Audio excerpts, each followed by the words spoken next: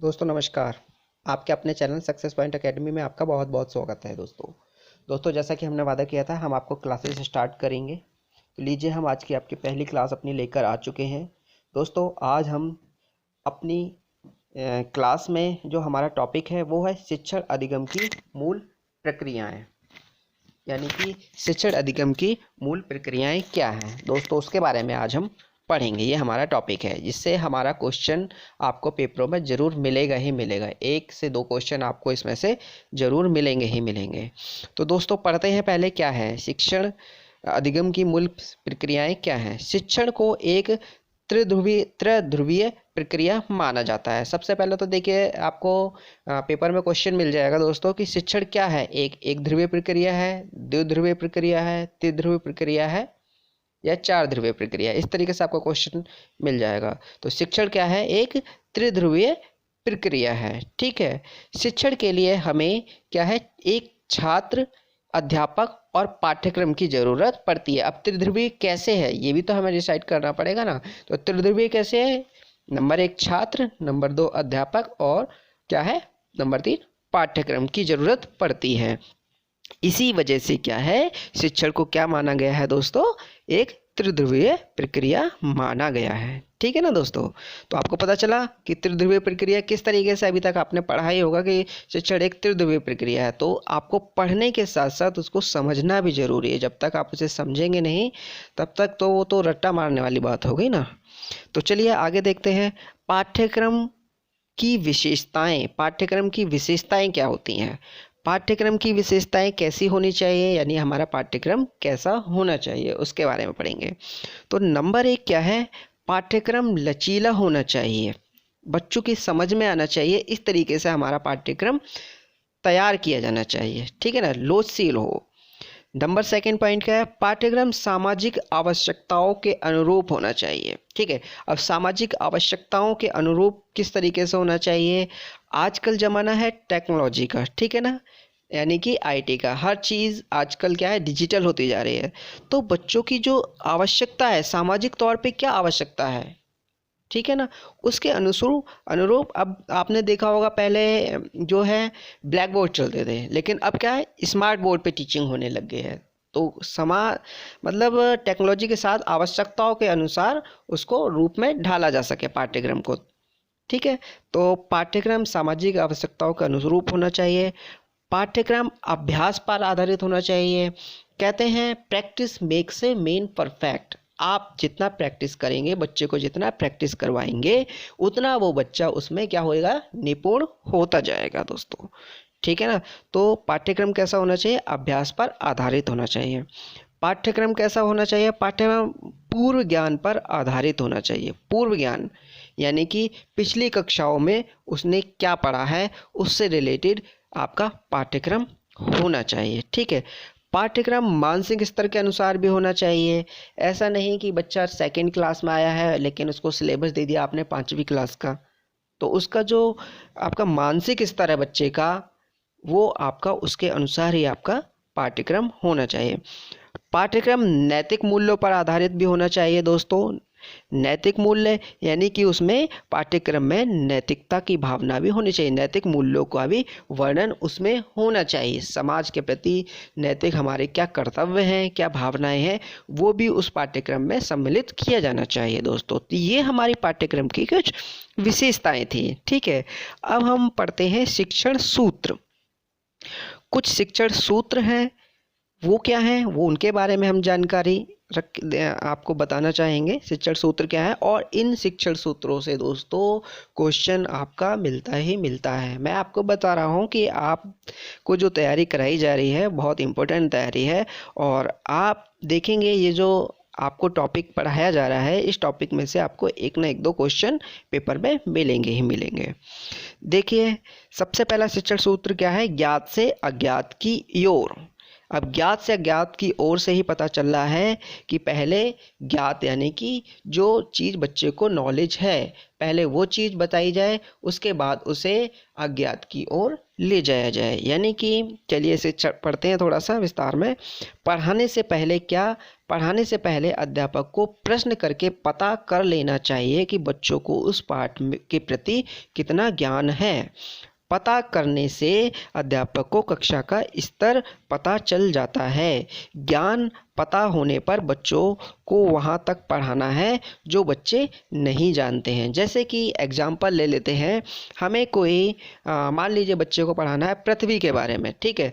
तो पहले हमको बच्चों से पृथ्वी के बारे में थोड़े से क्वेश्चन पुट अप करेंगे कि बच्चों पृथ्वी का आकार कैसा होता है, गोल होता है, चपटाकार पृथ्वी होती है, पृथ्वी में कितने भाग का प्रतिशत जल है, कितने में भाग में भूमि है।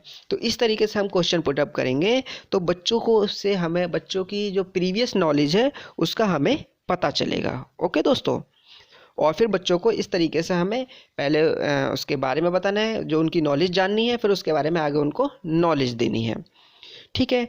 सेकंड क्या है शिक्षण सूत्र, सरल से कठिन की ओर। बच्चों को पहले सरल चीज़ों को देना है, सरल चीज़ों से उनको कठिन की ओर ले जाना है। ये नहीं कि एकदम से उनके हाथ में आपने कंप्यूटर दे दिया और उनको बेसिक नॉलेज बताई ही नहीं है कि कैसे करना है, तो फिर वो कहाँ से उसको ऑपरेट कर पाएंगे, ठीक है ना। तो सरल से कठिन की ओर लेके जाना है। पहले अध्यापक को सरल रचनाएं प्रस्तुत करनी है, उसके बाद उससे थोड़ा ऊपर का स्तर तथा फिर अंत में मुश्किल रचनाएं प्रस्तुत करनी चाहिए। क्योंकि अगर अध्यापक शुरू में ही कठिन रचनाएं प्रस्तुत कर देंगे तो बच्चों का विश्वास भी क्या है, डगमगा जाएगा। जैसे एग्जाम्पल मान लीजिए, पहले बच्चे को आप कै ख गै मतलब एक शब्द लिखना सिखा रहे हैं, ठीक है। फिर उसको शब्द को मिलाकर सिखा रहे हैं, फिर उसको आप बगैर मिलाए भी उसको बोल रहे हैं, तो बच्चा ऑटोमेटिकली उसको पकड़ रहा है, लिख रहा है, ठीक है ना, इस तरीके से। इसके बाद विशिष्ट से सामान्य की ओर, तीसरा जो हमारा शिक्षण सूत्र है वो विशिष्ट से सामान्य की ओर, यानी कि अध्यापक को सबसे पहले पास्ट का विशिष्ट रूप प्रस्तुत करना चाहिए। इसके बाद उसका सामान्य रूप स्थित करना चाहिए, क्योंकि बच्चे विशिष्ट रूप पर ज़्यादा ध्यान देते हैं। जैसे मान लो बच्चे को, इसका एग्जाम्पल एक थ्रू बताना चाहूँगा। जैसे मान लो बच्चों को आपने पहले एक पूरी सीनरी दिखा दी, सीनरी में बच्चा देख रहा है, देखने के बाद आपने उसका विशिष्ट रूप प्रस्तुत कर दिया। उसके बाद उसको सामान्य रूप बताते हैं कि ये झोपड़ी है, ये इस तरीके से मान लीजिए एक नहर जा रही है इसके बगल से, और इस तरीके से ये यहाँ पे पेड़ पौधे लगे हुए हैं, इस तरीके से आप उसे, ये एक बगीचा है, इस तरीके से उसे फिर सामान्य रूप से आप उसे समझा रहे हैं दोस्तों, ठीक है। नेक्स्ट देख लेते हैं, नेक्स्ट क्या है। नेक्स्ट हमारा मूर्त से अमूर्त की ओर। अब मूर्त से अमूर्त की ओर में क्या है, मूर्त क्या होता है, मूर्त का मतलब होता है दोस्तों जो हमारे सामने चीज़ प्रत्यक्ष है। मान लीजिए कोई चीज़ हमारे सामने रखी है, कोई टेबल है, तो वो क्या है, प्रत्यक्ष है, ठीक है। कोई हमारे सामने ड्रेसिंग टेबल रखी हुई है, वो क्या है, प्रत्यक्ष तौर पे है, ठीक है। मान लीजिए कोई हम करते हैं, मान लीजिए हम देखते हैं कि एरोप्लेन है, ठीक है, एरोप्लेन दिखाते हैं, फिर बच्चे को एक अमूर्त की ओर ले जाते हैं कि एरोप्लेन में हम क्या है, सफ़र कर रहे हैं, तो क्या हो गया, ये अमूर्त हो गया। वो चीज़ तो नहीं देख रहा है ना कि सफ़र कर रहे हैं, लेकिन उसे क्या है, एरोप्लेन का आपने वो दिखा दिया, चित्र दिखा दिया, तो उससे वो क्या है, अमूर्त की ओर जा रहा है। तो बच्चे को पहले अपने सामने रखी हुई वस्तुओं पर ध्यान केंद्रित करता है। बच्चा क्या है, पहले अपने सामने रखी हुई वस्तुओं पर ध्यान केंद्रित करता है, उसके बाद उसको हटाने पर भी उसका ध्यान केंद्रित कर सकते हैं। यानी कि पहले बच्चे को एरोप्लेन का मान लीजिए दिखा दिया है कि ये एरोप्लेन है, फिर बच्चे को क्या है, वो एरोप्लेन हटाने के बाद भी बच्चे को बोलते हैं कि आप एरोप्लेन में सफ़र कर रहे हैं, तो वो उसको पकड़ लेता है उस चीज़ को कि हाँ एरोप्लेन में इस तरीके से सफ़र कर, एरोप्लेन ये चीज़ होती है, ठीक है ना। तो बच्चा उन चीज़ों के ऊपर आर्थिक रूप से नहीं सोच सकता जो पहले उसने नहीं देखी हैं, लेकिन उसको पहले दिखा देंगे तो उसके बाद आगे वो उन वस्तुओं को आसानी से उसके लिए संकल्पनाएं कर सकता है। इसलिए पहले बच्चों को वस्तु दिखानी चाहिए, बाद में उसको हटाकर उसका ध्यान केंद्रित करने के लिए बोलना चाहिए। यानी बच्चों को पहले कहने का मतलब यह है कि पहले मूर्त से अमूर्त की ओर टीचिंग रखनी चाहिए, पर जो आपका शिक्षण का तरीका है। इसके बाद क्या है, पूर्ण से अंश की ओर। पूर्ण से अंश की ओर इसे एक एग्जाम्पल के थ्रू समझेंगे। अध्यापक को पहले पूरे भाग की जानकारी देनी चाहिए, इसके बाद उसके छोटे छोटे भागों की जानकारी देना चाहिए। उदाहरण जैसे मान लीजिए पहले एक गाड़ी के बारे में आप दिखा देते हैं बच्चे को, ये एक गाड़ी है पूरी, ठीक है। फिर उसके गाड़ी के पार्ट के बारे में बताते हैं कि ये टायर है, ये हैंडल है, ये स्टीयरिंग है, ये स्टीरियो है इसका, इस वजह के उसके अंश के बारे में आप बताते हैं। तो बच्चों को कैसी टीचिंग करनी चाहिए? पूर्ण से अंश की ओर, ठीक है।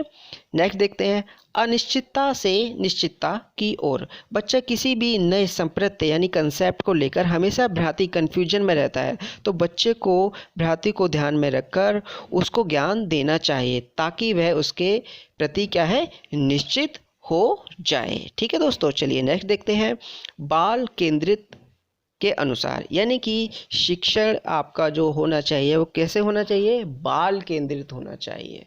बच्चों को ध्यान में रखकर आपको शिक्षा देनी है। अध्यापक को बाल केंद्रित शिक्षा को ध्यान में रखकर शिक्षा देनी चाहिए। बच्चों की अनुभूतियों, व्यवहार तथा रुचियों को ध्यान में रखना चाहिए। बच्चों को इस तरीके से टीचिंग देनी चाहिए ताकि वो चीज़ रुचिकर हो बच्चों के लिए, बच्चे उसे एंजॉय से पढ़ सकें, ठीक है। अब नेक्स्ट देख लेते हैं क्या है हमारा शिक्षण सूत्र। शिक्षण सूत्र में हमारा है नेक्स्ट, विश्लेषण से संश्लेषण की ओर। विश्लेषण क्या होता है? टुकड़ों में तोड़ना, ठीक है। यानी कि विश्लेषण का अर्थ होता है टुकड़ों में तोड़ना और संश्लेषण का अर्थ होता है जोड़ना। पहले तो विश्लेषण और संश्लेषण का हमें अर्थ समझना होगा। विश्लेषण मीन्स टुकड़ों में तोड़ना और संश्लेषण मीन्स उसे जोड़ना। अब इसको हम उदाहरण के तौर पे समझते हैं कि हम इसको टीचिंग में कैसे अप्लाई करेंगे। उदाहरण, जब हम किसी कविता का अनुवाद करते हैं तो एक एक शब्द को तोड़ तोड़ कर लिखते हैं, ठीक है। और जब हम उसका निष्कर्ष देते हैं तो पूरी कविता का निचोड़ बताते हैं, है ना दोस्तों।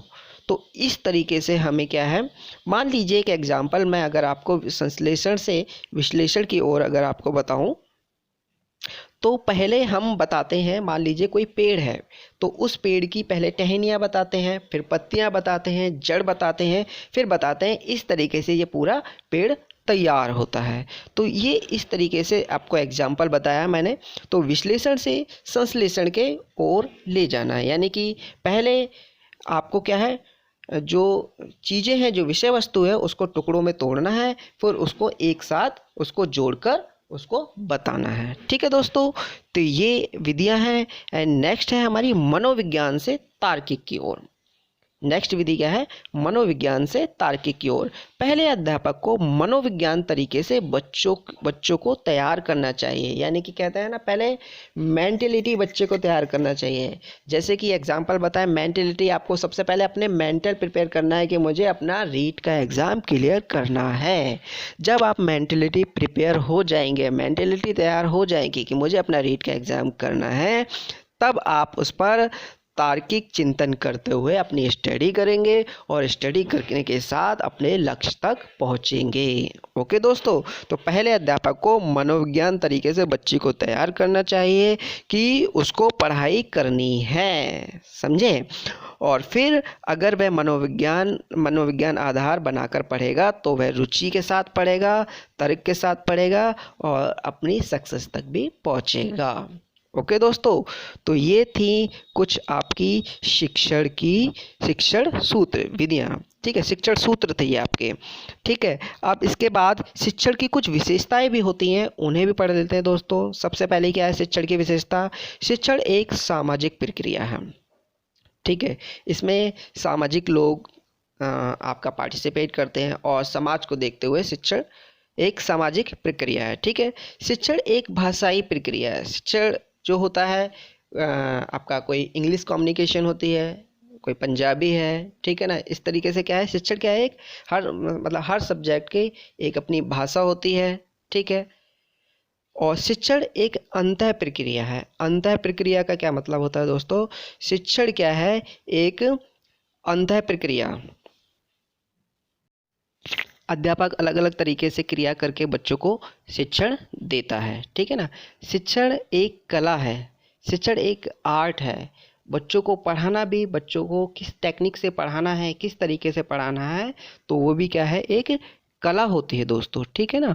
एंड देखिए नेक्स्ट क्या है, शिक्षण एक विकास की प्रक्रिया है। शिक्षण के माध्यम से ही बच्चा एक शिक्षित नागरिक बनता है समाज में और हमारे देश का, समाज का नाम रोशन करता है। तो शिक्षण क्या है, एक सामाजिक प्रक्रिया भी है दोस्तों। तो ये दोस्तों आपने आज इस टॉपिक को जो पढ़ा, जो था शिक्षण अधिगम की मूल प्रक्रियाएं। आज आपने क्या क्या पढ़ा इस चैप्टर में, शिक्षण की शिक्षण अधिगम की मूल प्रक्रियाओं को पढ़ा, पाठ्यक्रम की विशेषताओं को पढ़ा और शिक्षण सूत्रों को आपने पढ़ा एंड शिक्षण की विशेषताओं को। दोस्तों आपको हमारी क्लास कैसी लगी, इसके लिए आप कमेंट बॉक्स में कमेंट कर सकते हैं और हमारे चैनल को सब्सक्राइब कर लीजिएगा, क्योंकि आपको ऐसी ही इम्पोर्टेंट क्लासेस और भी मिलने वाली हैं दोस्तों। अपना एक लक्ष्य निर्धारित कीजिए और उस लक्ष्य को फोकस करते हुए अपना स्टडी करना चालू कर दीजिए दोस्तों, तभी आपको आपकी कामयाबी मिलेगी। चलिए जल्दी से जल्दी नेक्स्ट क्लास में फिर हम आपके साथ हाजिर होंगे, फिर मिलेंगे। Okay, take care, bye bye.